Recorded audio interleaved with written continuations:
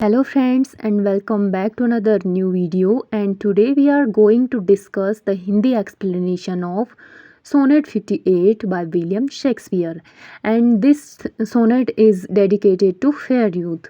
So without any further delay, let's get start this explanation. First stanza में Shakespeare बोलते हैं, that God forbid that made me first your slave, I should in thought control your times of pleasure, or at your hand the account of hours to crave, being your vessel bound to stay your laser.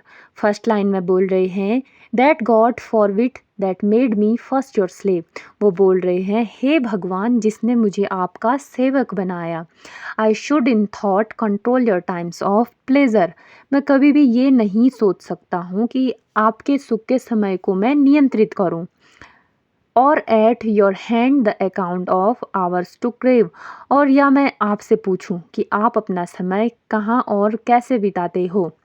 Being your vessel bound to stay your leisure, क्योंकि मैं बस आपका सेवक हूँ और आपके खाली समय का इंतज़ार करना मेरा कर्तव्य है। तो वो बोल रहे हैं कि मैं भगवान से ये नहीं पूछ सकता हूँ कि वो मेरे पास क्यों नहीं है, वो कहाँ है और क्यों है। मैं बस उनका सेवक हूँ और मेरा काम है उनका इंतज़ार करना। नेक्स्ट स्टेंजा में शेक्सपियर बोलते हैं, oh let me suffer being at your beck the imprisoned absence of your liberty and patience tame to sufferance bide each check without accusing you of injury.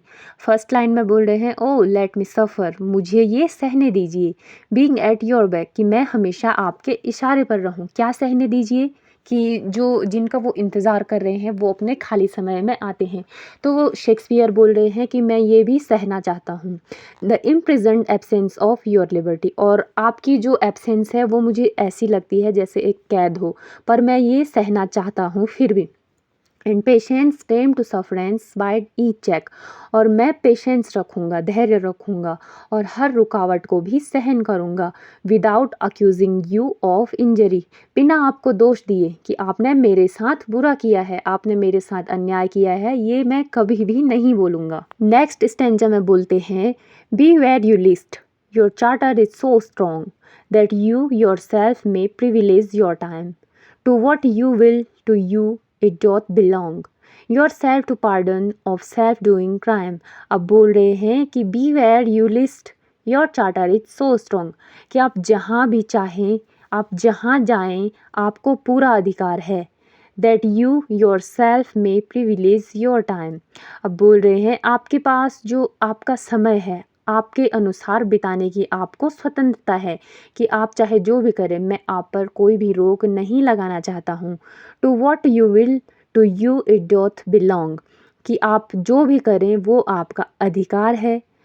और यदि your self to pardon of self doing crime, और अगर आप कोई गलती भी करते हैं तो उसे माफ़ करने का अधिकार भी आपको ही है।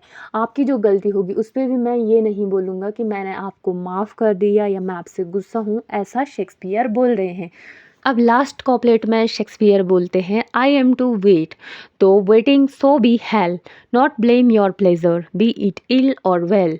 वो बोल रहे हैं, आई एम टू वेट, कि मुझे आपका इंतज़ार करना है। दो वेटिंग सो बी हेल, चाहे वो इंतज़ार कैसा भी हो, बी हेल, मेरे लिए वो इंतज़ार चाहे नर्क जैसा हो, फिर भी आपका इंतज़ार मुझे करना है। नॉट ब्लेम योर प्लेजर, और मैं कभी आपके सुख को दोष नहीं दूंगा। B it ill or well, फिर चाहे वो कैसा भी हो, चाहे वो अच्छा हो या बुरा हो। तो यहाँ पे ये सोनेट ख़त्म होती है, और मुझे ये उम्मीद है कि आपको ये एक्सप्लेनेशन समझ में आई होगी, और अगर नहीं आई तो प्लीज़ दोबारा देखना, आपको ज़रूर समझ में आएगी। बहुत इजीली मैंने इसको समझाया हुआ है। तो फ्रेंड्स, इस सोनेट को पढ़ने के बाद हमें इसमें कौन कौन सी थीम दिखती है, तो हमें इसमें थीम्स दिखती है love, patience and devotion despite distance और एब्सेंस। तो लव, बहुत ही प्रेम से, बहुत प्रेम पूर्वक शेक्सपियर ने ये सोनेट लिखी हुई है।